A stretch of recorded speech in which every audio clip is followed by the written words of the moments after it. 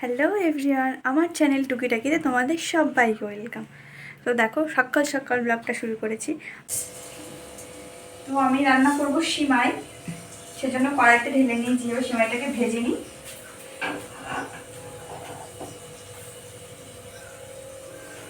খুন্তি হারিয়ে গেছে, খুন্তি নিয়েছি।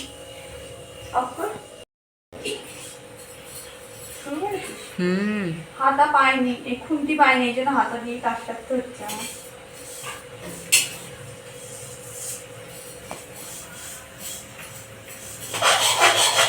সিমাই রান্না করা জানো তো, খুব একটা কঠিন না, খুবই সোজা। আমি একদিকে দুধ জাল দিয়ে নিচ্ছিলাম, আর এখানে দেখো সিমাইটা ভেজে নিয়েছি। আর নিচের কিছু সিমাই খুব পুড়েও গিয়েছিল জানো তো। এই দুধের মধ্যে সিমাইটা দিয়ে দিয়ে কিছুক্ষণ ফুটিয়ে নুন আর চিনি দিয়ে দিলে হয়ে গেল। আর বাইরে দেখো বৃষ্টি পড়ছিল, মানে আজকে আমার শুভ আসবে, কিন্তু বৃষ্টিতে আটকে গিয়েছে মাঝ রাস্তায় এসে। কি জানি কতক্ষণ দেরি হবে, বৃষ্টিতে হতেই রয়েছে সকাল থেকে। তো যাই হোক, বৃষ্টি থামলেও ঠিক চলে আসবে। এ দেখো, এই কটা সিমাই একদম পুড়ে গিয়েছিল। আর এখানে আমার সিমাই কিন্তু একদম রেডি। এই দুধটা একটু টানাবো, ঘন হয়ে যাবে, ব্যাস। আর আজকে দুপুরবেলা আমাদের বাড়ি রান্না হয়েছে কুমড়ো ভাজা, ডিমের তরকারি, ডাল, মুসুর ডাল আর কি। তো এই যে অনেক অপেক্ষার পরে চলে এসেছেন আমার বড়মশাই বাড়িতে।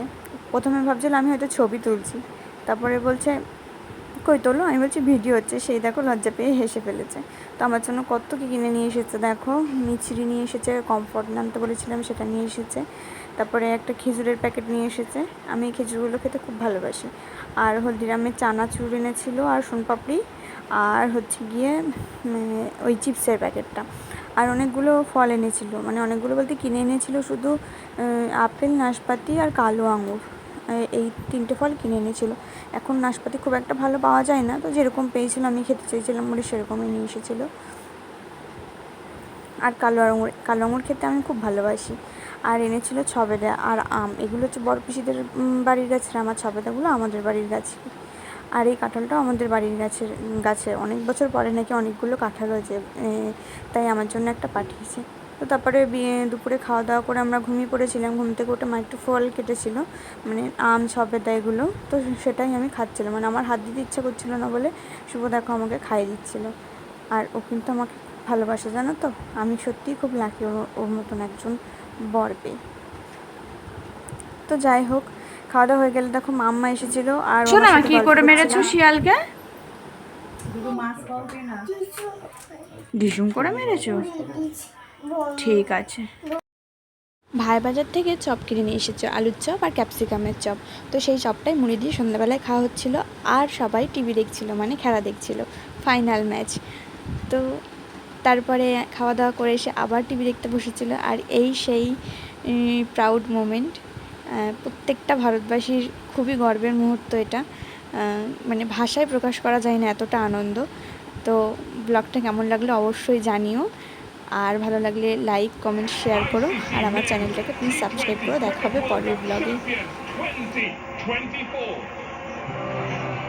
विजेता वही जो हार न माने, विश्व विजेता वो जो दुनिया के सामने अड़ जाए।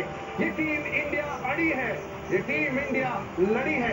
ये खिताब सबसे बड़ा है, भारतीय क्रिकेट के इतिहास में नया कोहिनूर चढ़ा है। ये जश्न की रात है, ये सेलिब्रेशन का वक्त है। 13 साल का वो लंबा इंतजार बिल्कुल बर्बाद की तरह। पिछले 12 महीनों में तीसरा आईसीसी फाइनल